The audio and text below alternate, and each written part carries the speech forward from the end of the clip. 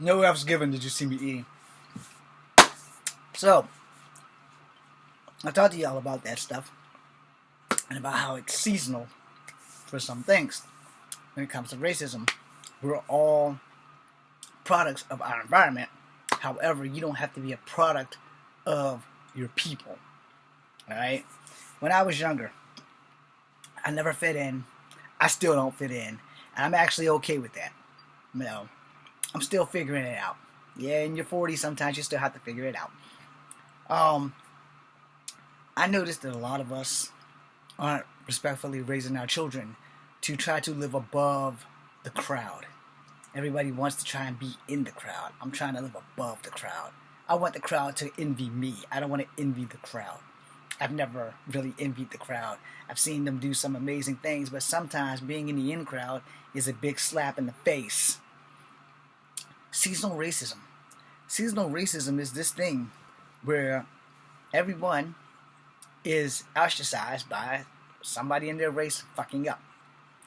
For this video specifically, the COVID-19 virus, or the coronavirus, or sadly, as our commander-in-chief likes to call it, the Chinese virus, which has caused a lot of problems for a lot of Asians, and Asians are stocking up on firearms and all kinds of other things going on, and they're in fear for their safety.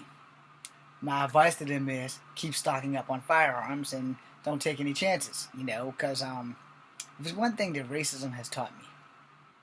You're not safe from anybody. You're not safe from people who don't look like you, and you damn sure ain't safe from people who look like you. Because reverse racism is a thing.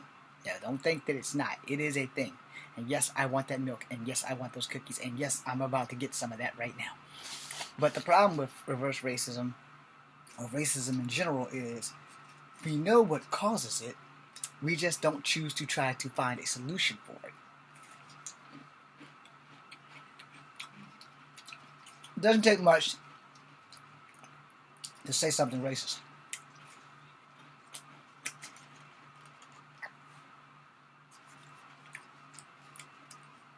It also doesn't take much to say something kind, or to be kind. But also know, actions speak louder than words.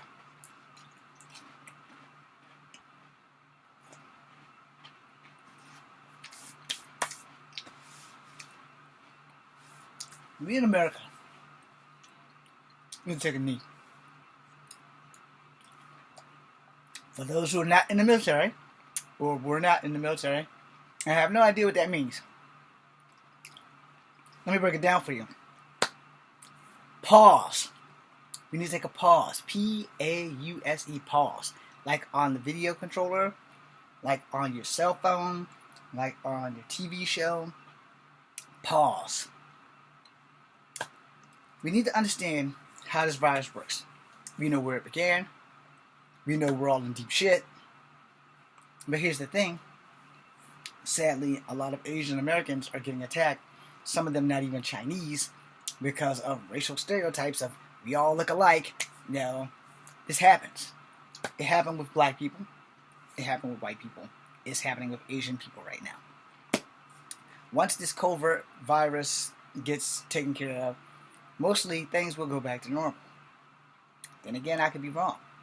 But the thing about racism is, most of you, all out here, riding with these blinders on, not giving a shit. So,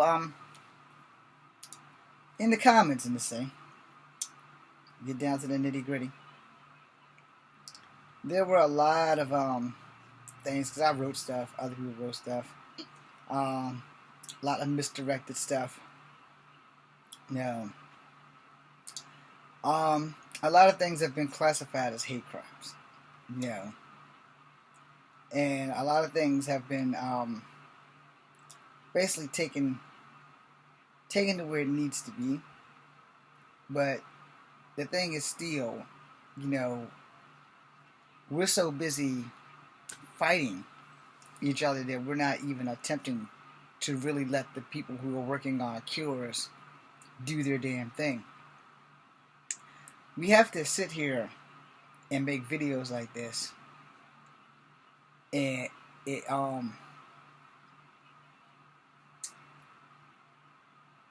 when it comes to things, you know, you have to read these things carefully. I have a comment from a C.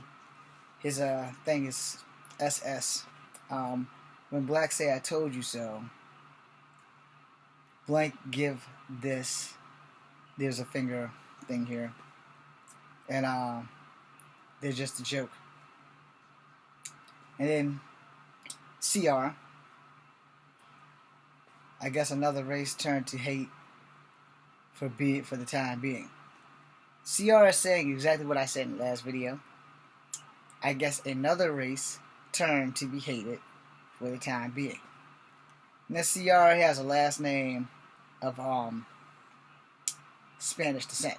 So either he is of Latin descent or Spanish descent. I'm not going to give you his name. But he said exactly what I said. What I said. And I have to reply to that with an amen. Because what he says simply, 2 lines. I guess it's another racist turn to be hated for the time being. Have fun. Now, the reason why I gave him an amen is because that shit is true to life right there. Which is what I've been talking about with racism being seasonal. We don't know how long the covert virus is going to last. Alright? We don't. But the thing is, you know, because it began in China, almost every person of Asian ethnicity is going to suffer.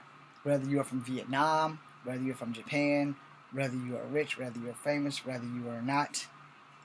No, we intend to solve problems by not solving problems, by letting these things continue, by these racist attacks, by these assaults, by anything under the sun.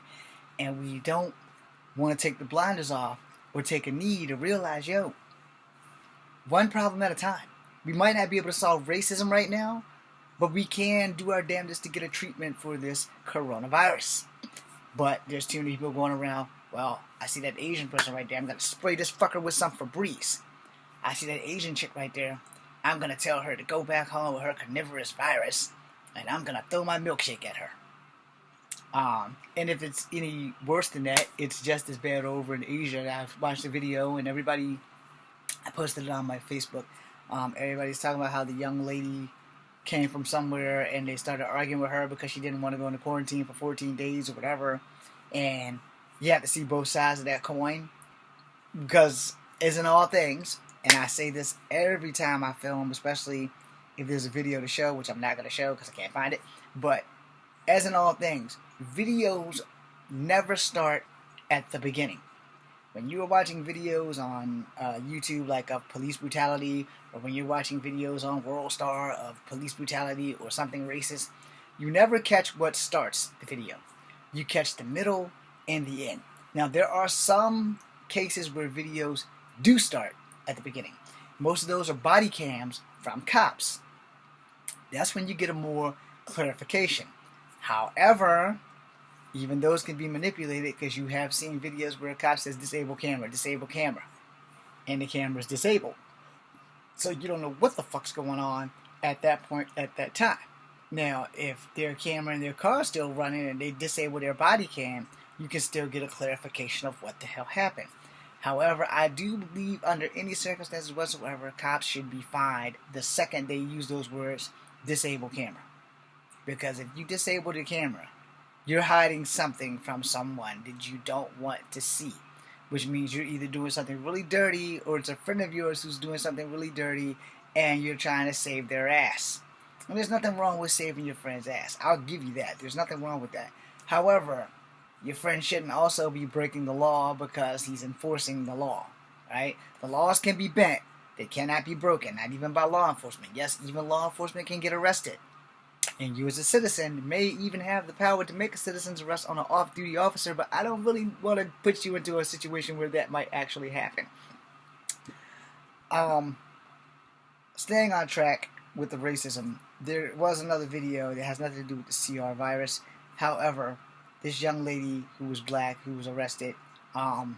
She said she didn't answer questions, and the cop took her down, and that's all over the internet as well, which is also some racist shit that's going on there, and you guys should probably find that, check it out. But for this specifically video, with the fact that we're all riding with blinders and that racism right now is kind of seasonal, let me point it out. You know, there was a time where black people couldn't walk through the same door as white people. Well, there was a time where Native Americans didn't even have rights until 1924. So, my great-grandmother's parents and peoples didn't have any say when they came off the resi. They had no say. And then there are things like, I read one of the comments in the thing that I read, and it said that, Asians are setting up these attacks, and I was like, as plausible as that may be, there's just one fucking problem. Unlike the actor from Empire, I'm not paying nobody to whoop my ass.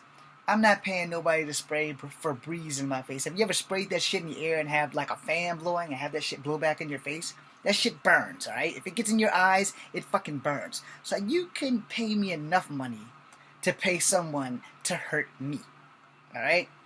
Now some people, they may have a mental glitch, alright? But America itself, we Americans, we have some moral compass issues that we need to address. And most of us are riding with blinders on. No one wants to hear it, no one wants to see it, no one wants to believe it, because if it doesn't affect them directly, they don't give a shit. But here's the thing, okay? So I'm crushing on a Chinese girl, literally, this is real stuff.